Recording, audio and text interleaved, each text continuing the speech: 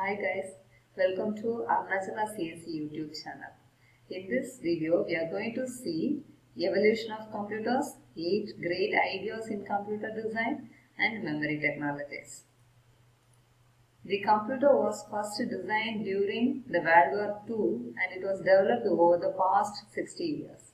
Before 1940s, a series of increasingly complex mechanical devices were constructed using gears, wheels, levers and pulleys. They perform the basic arithmetic operations such as addition, subtraction, multiplication, division, logarithms and trigonometric functions. The input and the program were given used punched cards. If it is punched, it means 1 and it is not punched, it means 0.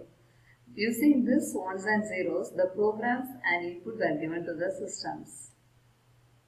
The first generation computer were between the year 1945 to 1955. During World War II, first electronic computer was built at University of Pennsylvania. The examples of first generation computers are Electronic Numerical Integrator and Computer called ENIAC and Universal Automatic Computer called UNIVAC. ENIAC was designed with 6 women and they were called ENIAC girls. Now this is the diagram of ENIAC computer. As you can see, the computer does not have any visual display. The input is given using printed input and the output is obtained in printed format. And it is a size of a big room and it consists of so many vacuum tubes. The vacuum tubes get failed every 2 days and they need to be replaced. The first generation computer uses vacuum tubes and relays. As electronics students, you might have been through the relays. The vacuum tubes are glass-made devices that does not have air in it and can transform electricity in high speed. This is the diagram of vacuum tubes. And the memory used are magnetic core and magnetic tape memory. Before the first generation computers, the program were given during the execution as input and the output was produced. The person called John von Neumann introduced the concept called stored program. So the program is stored in the computer and it was executed whenever needed.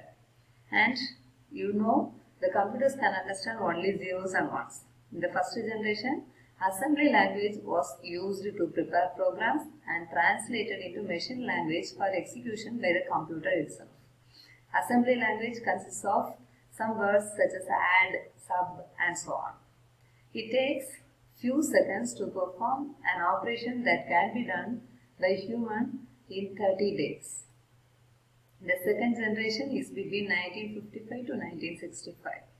The major invention happened in this period is called transistor, which is invented at AT&T Bell Laboratories. So you know the transistor. Now the second generation computer size has been much reduced and it is in 2 or 3 tables. Second generation computers used high level programming languages such as Fortran and it used compilers to convert high level program into assembly language and then it is converted into machine level program and it got executed. Second generation computers used separate input output processors. A small processor is given in the input output devices such as mouse or keyboard so that input operations are performed at the devices itself. And the memory used are magnetic core and magnetic drum storage devices. The first diagram is the magnetic drum. It is a cylinder-like memory storage device. The cylinder structure is covered by another cylinder device that can sense the input of the magnetic surface. And this is the diagram of magnetic core memory. And next one is the third generation computers between the year 1965 to 1975. Here, many transistors were fabricated on a single silicon chip called integrated circuit. This is the diagram of integrated circuit. And this is an example of third generation computer. As you can see, the size of the computer has reduced much and it can fit in a desktop. And the third generation computers introduced the concepts microprogramming, parallelism and pipelining. The two important concepts that are introduced are cache memory that makes main memory appear faster than it really is, and virtual memory that makes main memory appear larger than it really is. This is the diagram of the cache memory, and this is the memory device that is used during that time called the disk drives. It looks like a washing machine that has some hole in the top, and below that the data is stored in this big box. And the fourth generation is between 1965 to 1975. Tens of thousands of transistors could be placed on a single chip, and the name very large scale integration is given to this type of computers. Nowadays we are using the fourth generation computers. Complete processor to be fabricated on a single chip known as microprocessor. So as you can see in this diagram, a microprocessor can be placed at the palm and it is so small in size. And the concept of graphical user interface is introduced so that the output is displayed to the user using the monitors. Desktop personal computer, portable notebook computers, and workstations interconnected by LAN, WAN and Internet are the examples of fourth generation computers. And the work is done in few nanoseconds. Beyond fourth generation is from 2010 to till date. Computers featuring artificial intelligence and nanotechnology are the technologies and current trends nowadays. The recent storage device is called Apple Airport Time Capsule that can store up to 3 terabytes. It is small in size and can store up to 3 terabytes. Quantum computation, nanotechnology, massively parallel machines and extensively distributed systems are current trends. It is fueled by powerful and affordable computers and vast information resources on the internet. The time taken nowadays is few picoseconds to perform certain tasks. This table gives the comparison of all the generations of the computers, their technology, concepts and storage. Next, 8 great ideas in computer design. So the computer architectures, those who are designing in the past 60 years came up with 8 great ideas. The first one is design for Moore's law. The Moore's law states that IC resources double every 1.5 to 2 years. So if you are designing a computer, the design and implementation could take around 2 years, and you have to design such that it can accept double the amount of IC resources of today. Abstraction. Abstraction is hiding the lower level details so that the consumer or the customer feels comfortable. For example, if you are going to an ATM machine, if it shows enter the amount and if it dispatches the amount, it is easier. If it says the information is gathered from the database, it is getting through the router, it is transferring through the network, then the person gets confused. So you have to provide only the higher level details to the user. So as you can see in this diagram, the IC resources are increasing every year. This is shown in the first diagram, and in the next diagram you can see it is the face of a human, but it is not very easy to find out. Such a way there will be some complex information, it has to be hidden and it has to be simple in the top of the concept. And the next one is make common case fast. Common case is the term that is used often. It is simpler than the rare case and hence easier to enhance.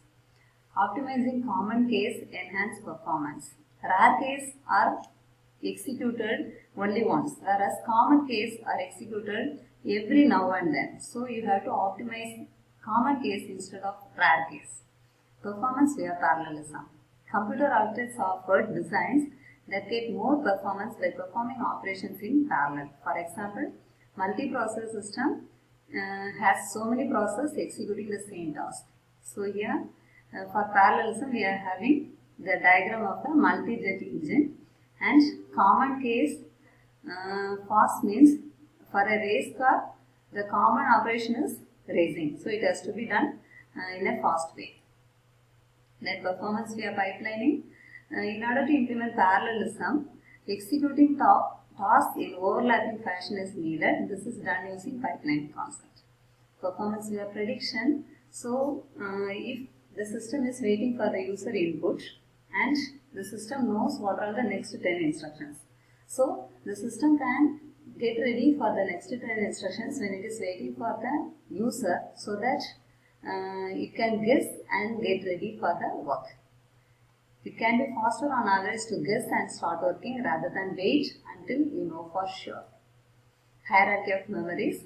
We are having so many memories which is small in size but expensive and big in size but cheaper. So when you design a computer, you have to have small amount of fast memory and a big amount of cheaper and smaller memory. This is the hierarchy of memories. Dependability via redundancy. Systems are dependable by including redundant components that can take over when a failure occurs and to help detect failures. In a multi-processor system, if one processor fails, then the next processor can take care of the operations and the system will run. To imitate that, a diagram of a truck having 10 wheels in which if one wheel got punctured, it will run is shown as dependability example. Technologies for building processors and memory. We are having 4 technologies: IC logic technology, semiconductor DRAM, magnetic disk technology and network technology. We shall see one after the other in detail. Integrated circuit logic technology emerged with the fabrication of transistors on a single chip. Small scale integration had few transistors on a single chip. Medium scale integration had hundreds of transistors on a silicon chip. Large scale integration and very large scale integration had thousands of transistors on its chip, and ultra large scale integration has several millions of transistors on a single chip. Semiconductor dynamic random access memory. DRAM is a semiconductor memory device that stores each bit of data in a separate passive electronic component like capacitor. Capacity of DRAM increases by about 40% every 2 years. This is the figure of a semiconductor DRAM. Magnetic disk technology. This is the technology of hard disk drives.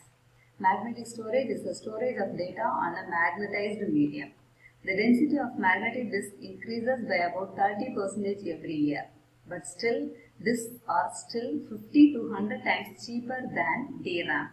This is the diagram of a hard disk drive that are used in our laptops and computers. Network technology. Networking technologies allow data sharing and communication.